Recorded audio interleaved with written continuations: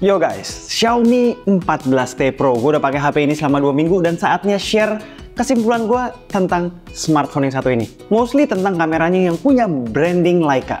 Bagusnya apa, yang kurang juga apa, bakal gue kasih tahu. Tapi tenang, hal-hal lain yang gue anggap penting bakalan dibahas juga. Alright, let's go. Kita start dengan spek kameranya dulu. Xiaomi 14T Pro punya 3 kamera yang menurut Xiaomi pakai kaca lensa Leica Sumilux, di mana fokus utamanya adalah di sensitivitas cahaya. Gak heran ya, marketing angle Xiaomi kali ini terfokus pada foto-foto malam. Di belakang kaca-kaca itu, pada main camera ada sensor 50 megapiksel Light Fusion 900 atau versi customized-nya OmniVision OV50H. Itu artinya sama seperti di flagship-nya Xiaomi 14. Terus ada 13 megapiksel OmniVision OV13B untuk ultrawide dan ISOCELL JN1 50 megapiksel untuk lensa telenya yang punya magnifikasi 2,6 kali atau ekuivalen to 60 mm di full frame sensor.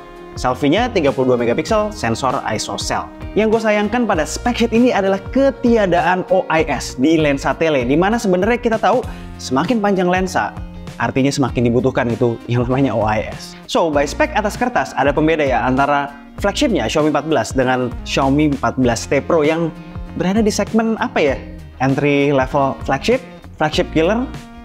Sensor ultrawide di Xiaomi 14 juga bagus dengan JN1. Telenya juga lebih jauh di 3,2 kali. Bisa buat macro shot juga, which kepake banget buat gue pribadi. Dan terakhir, telenya tersebut juga stabilize di Xiaomi 14 dengan OIS. Mumpung udah nyinggung Xiaomi 14, gue mau kasih tahu sesuatu. Perbedaan karakter processing di Xiaomi 14, 14T Pro, dan 14T biasa pada Leica Authentic, which itu adalah mode warna yang supposedly Leica banget. Surprisingly, Xiaomi 14T Pro justru yang warnanya paling netral skin tone-nya. Di sisi lain, vignette-nya lebih berasa daripada Xiaomi 14, lebih kontras juga. Serta sharpening-nya lebih berasa sedikit. Sharpness di Xiaomi 14 itu lebih natural ya, sedangkan 14T paling berasa efek sharpening-nya. Itu ya, perbedaan karakter antar ketiganya. Sementara kalau perbandingan Leica Authentic versus Vibrant di Xiaomi 14T Pro ya seperti biasa. Vibrant lebih rata antara gelap dan terangnya dan lebih eye pleasing, sementara Authentic lebih kontras, less saturated, lebih berkarakter. Moving on, kita lihat hasilnya seperti apa. Foto dulu. Berhubung most of the time hasil foto di 14T Pro pada mode Authentic tuh nggak terlalu kental karakter Leica-nya, gue end up 90% pakai mode warna Leica Authentic ini. Karena malah jadinya natural, nggak terlalu eye pleasing, nggak terlalu nyeleneh pula. Warnanya pas aja di Authentic ini. Tips dari gue kalau mau berasa lebih berkarakter, mainin EV atau Exposure Compensation yang sekarang udah hadir dedicated buttonnya di viewfinder sebelah bawah kiri. Underexpose ke minus 0,7 sampai minus 0,3 supaya kekhasannya kembali. Hasilnya lebih kontras dengan darker shadow, vignette juga lebih kelihatan, overall tone juga lebih unik. Atau ya sekalian gas aja ke black and white, yang secara tuning keren banget dengan gradasi gelap terang yang khas serta kontras yang Leica BW banget. Soal warna ini konsisten ya sampai kondisi remang sekalipun. Warna ngikut kondisi sekitar tanpa terlalu dibikin netral. Namun tetap keluar, nggak jadi muted warnanya. Sampai kondisi gelap juga masih bagus banget. Yang gue cukup surprise adalah dynamic range-nya. Di kondisi extreme backlight, Xiaomi 14T Pro masih oke banget, padahal pengalaman gue dengan flagship Xiaomi tahun ini sampai 14 Ultra sekalipun mereka paling struggling di kondisi ini. Nah, kalau soal detail, di Leica Authentic tuh natural banget ya. Jejak over sharpening yang biasa kita lihat di HP-HP dengan SoC MediaTek nggak kelihatan di sini. Maklum udah Dimensity Series 9 kan, kalau yang Pro memang udah cakep ISP-nya. Ketika coba gue bandingin soal detail dengan HP yang jualan kamera juga di rentang harga yang mirip-mirip, Realme GT6, kita bisa lihat perbandingan karakter detailnya. GT6 tuh lebih tajam dengan sharpening profile khas BBK Group, hampir menuju over sharpening. Tapi uniknya kita bisa dapat sharpness yang mirip dengan mengubah mode di 14T Pro jadi Leica Vibrant. Yes, di Leica Vibrant sharpeningnya itu lebih main daripada di Leica Authentic. Soal detail ini masih bagus ya sampai di kondisi remang sekalipun.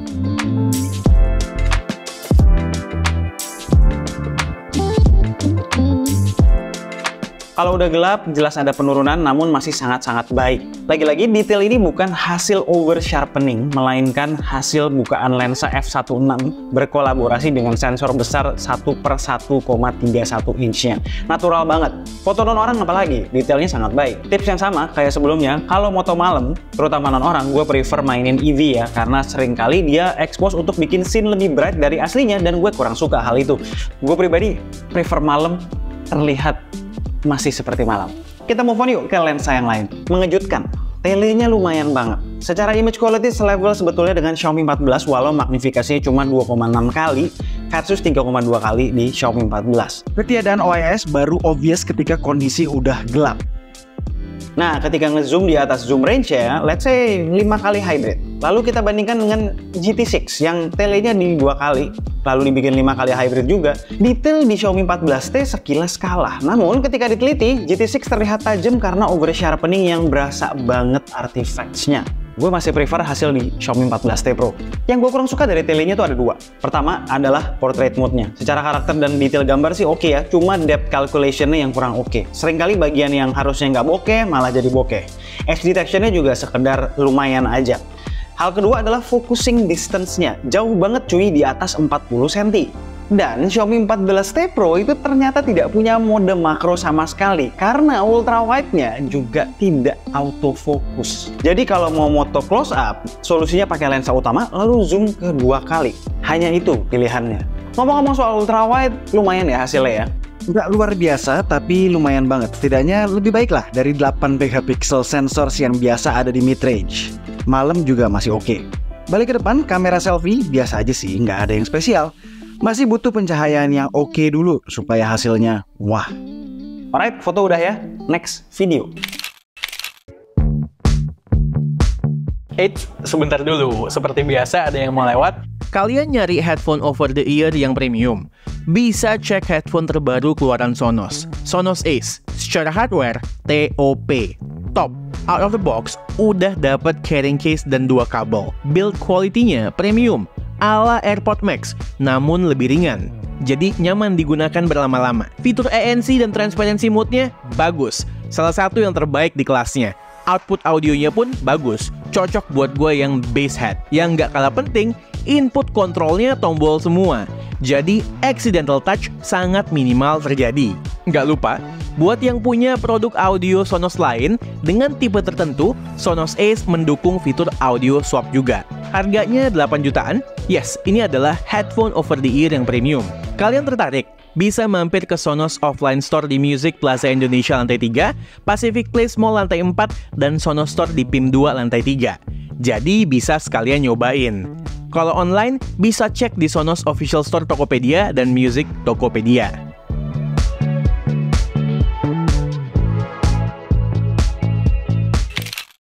Untuk perekaman video, settingan maksimal 4K 60fps bisa digunakan di main camera dan tele. Untuk ultrawide-nya mentok di 4K 30fps. Cuma untuk kalian yang mau pindah-pindah antar lensa belakang, cuma bisa di 4K 30fps.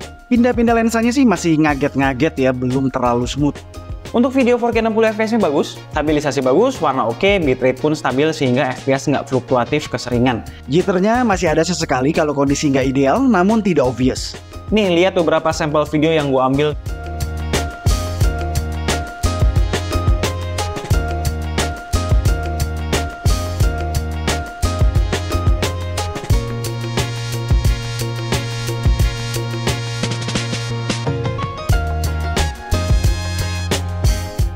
Hai guys, aku lagi nyobain video selfie-nya Xiaomi 14T Pro. Tadi yang 4K agak jitter nih. Sekarang aku nyobain yang 10, 80, 60. Perekaman audionya juga lumayan bagus. Clean, untuk video selfie-nya mentok di 4K 30fps dan 10, 80, 60fps. Di resolusi 4K sayangnya jitternya masih berasa. Tapi sebenarnya kalau kita rekamnya dalam kondisi yang super bright, bener-bener terang benderang siang bolong begini, mendingan.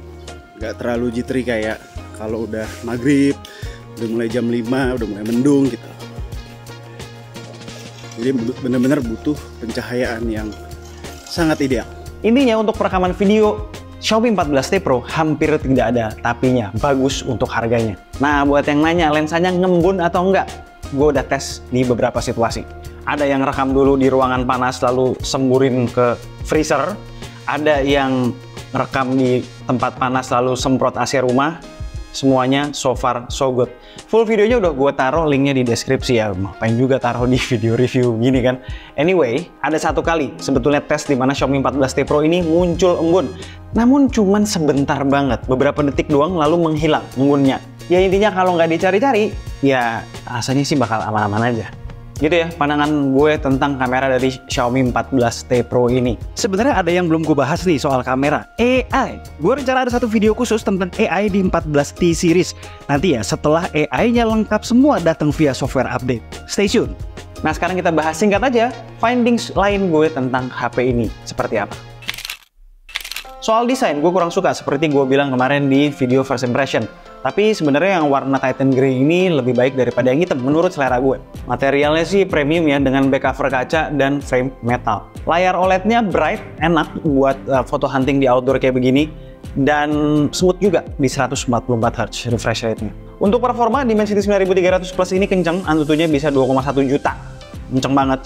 Stabilitas performa di 3D Mark bisa sampai 75-80%-an. Dipakai main Wild Rift 2 kali berturut-turut di ruangan non AC itu stabil ya, di sekitar 120 fps dengan suhu maksimal ditahan di bawah 45 derajat Celcius. Kalau dibattlein ekspor video ke 4K upscale dari 1080p di CapCut, masih lebih cepetan Xiaomi 14 sedikit dengan Snapdragon 8 Gen 3-nya. Baterainya 5000 mAh, gue bisa dapat 5 jam sampai 6,5 jam SOT tergantung pemakaian. Jadi dia tipikalnya tuh standby drain-nya lumayan boros ya. Kalau kita standby-in aja HP-nya nggak kita pakai. Kalau dipakai intensif, SOT bisa lebih banyak. Kita juga dapat charger 120 watt dan bisa wireless charging juga. SIM card slotnya dual SIM, no micro SD slot, dan mendukung eSIM. Terakhir, vibration motornya nggak seempuk flagshipnya, tapi nggak kasar bajai juga. Stereo speakernya juga suaranya nggak sebulat Xiaomi 14, sekedar oke aja. Untuk varian yang dijual di Indonesia ada 12256 di 8,5 juta dan 12512 di 8999. Untuk yang 14T 6,5 juta buat yang 256, 6999 buat yang 512. Gokil juga ya, akhirnya berani banget nih Xiaomi Indonesia bawa dua tipe dan masing-masing tipe punya dua varian pula. Berani dia. Alright, itu adalah Xiaomi 14T Pro 8,5 juta sampai 9 juta. Worth it banget. Overall kameranya bagus, hampir tidak ada tapinya. Nggak kayak di 13T kemarin yang punya problem di skin tone. Foto-fotonya bagus, sangat fun dan berkarakter juga hasil-hasilnya. Video juga seimbang, nggak jomplang dengan hasil fotonya. As a phone, overall, gue pun suka nyerempet flagship cuy. Kenceng pula. Ini sih kayaknya bakalan gue pakai gantiin iQOO Neo 9S Pro gue untuk kebutuhan push rank sehari-hari. Nah kalau ditanya, direct kompetitornya siapa? S24 FE. Gue belum dapat kesempatan nyoba sih, tapi nanti mudah-mudahan bakalan kita versusin di lain video. Vivo X100 biasa juga udah tipis tuh, harganya di 10 juta. Telenya juga lebih bagus kan. Overall gue rekomen Xiaomi 14T Pro ini. Buat yang nanya kalau kami jual HP second di mana, coba kunjungi lapaknya Ponsel Kamu di Tokopedia. Link udah gue taruh di deskripsi. Alright, sekian aja video dari gue kali ini. Gue Alessa and this is K2G. Tunggu racun-racun kami berikutnya. Ayo bos!